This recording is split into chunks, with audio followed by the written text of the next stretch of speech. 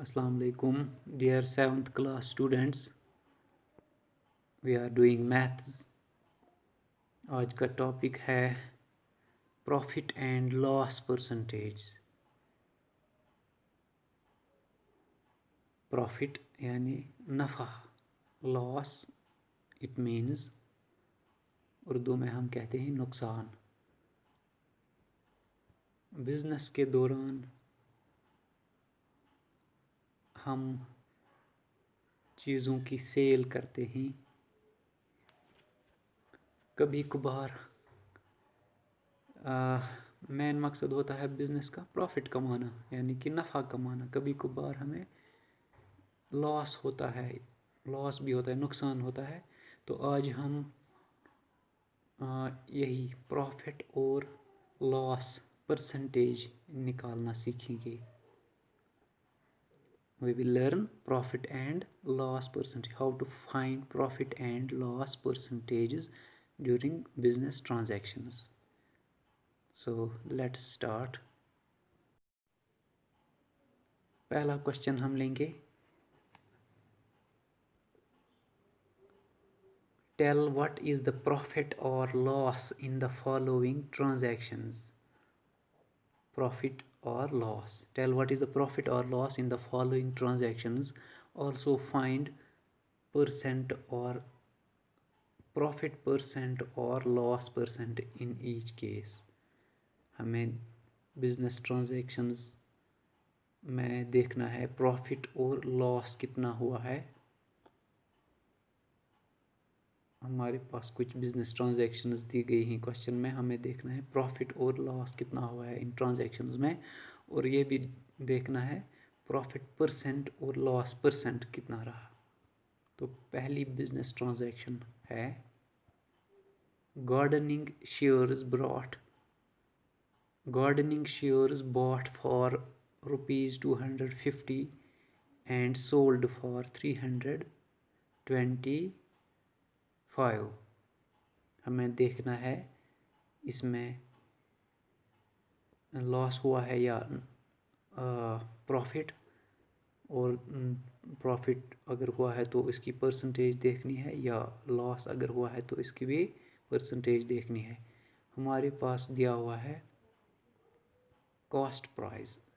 bought these gardening shares were bought for rupees 250.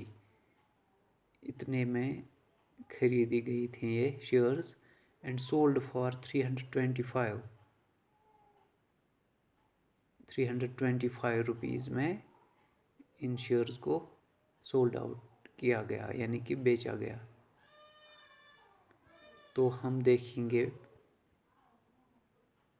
पहले हम देखेंगे cost price is 250. From the question we have cost price is 250. Question में दिया हुआ है cost price is 250 and selling price is 325. These were sold for 325, so the selling price is 325. यहाँ पर अगर आप देखेंगे सेलिंग प्राइस कॉस्ट प्राइस से ज़्यादा है.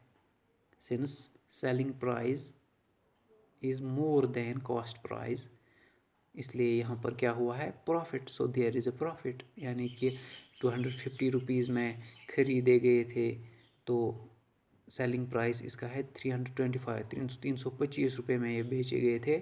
तो जाहिर सी बात है कि यहाँ प्रॉफिट हुआ है यानी कि नफ़ा हुआ है. सो हम प्रॉफिट निकालेंगे. Profit is equal to selling price minus cost price.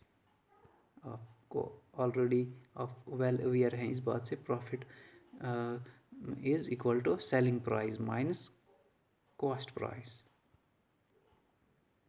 Selling price is 325, so we write here 325 minus cost price is 250.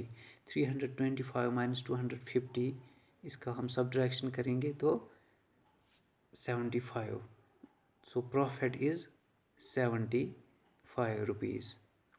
now हमें प्रॉफिट परसेंट भी देखना है. प्रॉफिट परसेंट की फॉर्मूला आप ऑलरेडी सीख चुके हैं.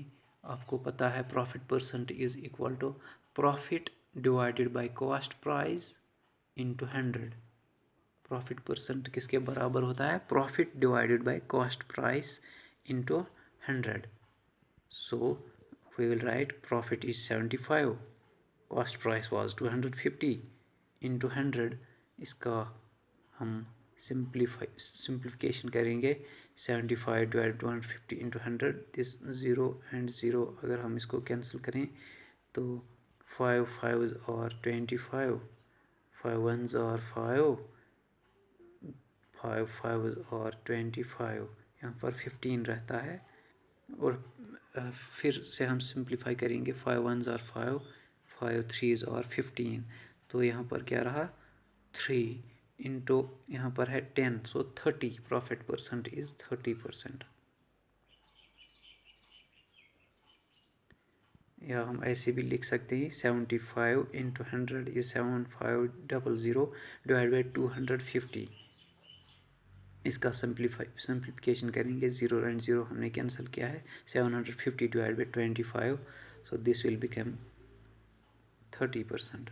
750 का हम डिवीजन भी अगर इस तरह से करेंगे, we will multiply it by 3. 3 5s are 15, 3 2s are 6 and 1 is 7. 75 यहाँ पर क्या आएगा? 0. 25 zeros are 0. So 750 divided 25 is 30%. इस तरह से हम ढूंढने में कामयाब हुए हैं कि प्रॉफिट परसेंटेज कितनी रही है इस बिजनेस ट्रांजैक्शन में. तो मैं फिर से रिपीट करूँगा. यहाँ पर गार्डनिंग शेयर्स का कॉस्ट प्राइस था 250 और सेलिंग प्राइस था 325. यानी कि 250 में ये खरीदी गई थी और 325 में बेची गई थी. तो जाहिर सी बात है ज़्यादा रुपयों में बेचे गए थे, तो यहाँ पर प्रॉफिट हुआ है 75 रुपीज़ का. प्रॉफिट परसेंट अब हम निकालेंगे. प्रॉफिट परसेंट इसकी फॉर्मूला आप याद रखेंगे. Profit percent is equal to profit divide by cost price into 100. इसका इस्तेमाल करके हम प्रॉफिट परसेंटेज निकाल सकते हैं.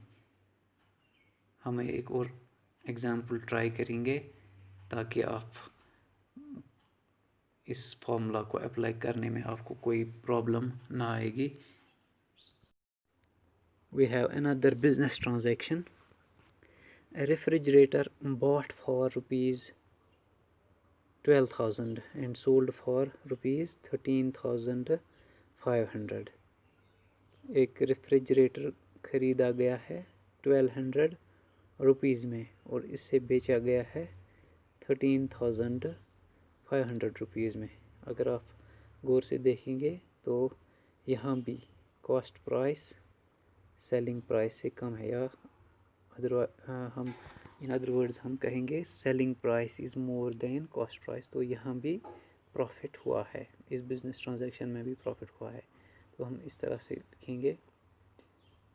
From the question we have cost price is equal to rupees 12,000.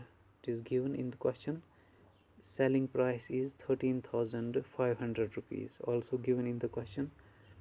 So as selling price is greater than cost price, so there is a profit. Profit आप जानते हैं, profit is equal to selling price minus cost price.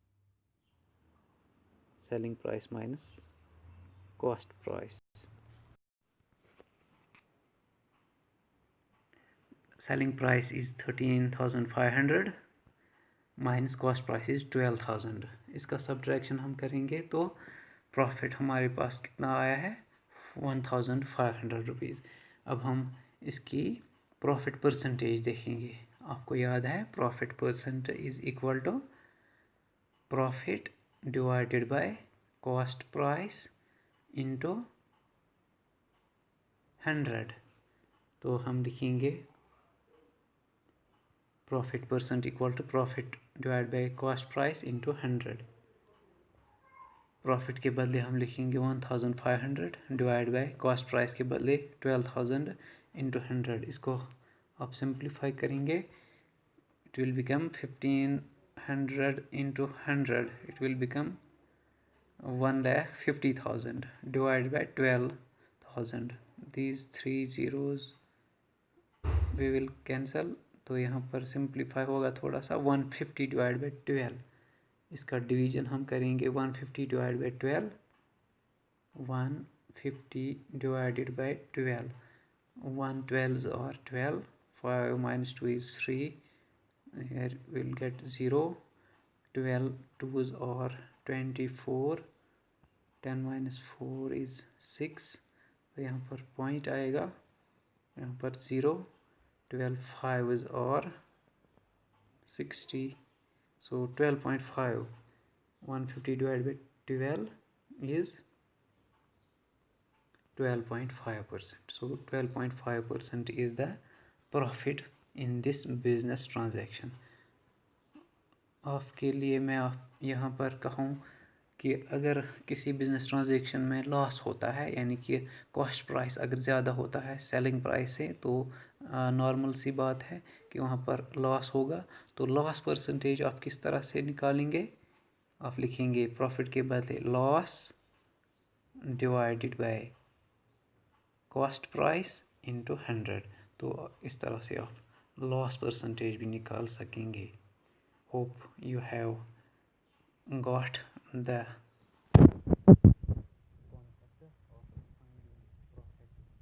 and loss percentage. Tomorrow we will proceed forward. Hope you will practice the questions on this pattern given in your textbook. I will be back tomorrow inshallah. Till then, Allah Hafiz.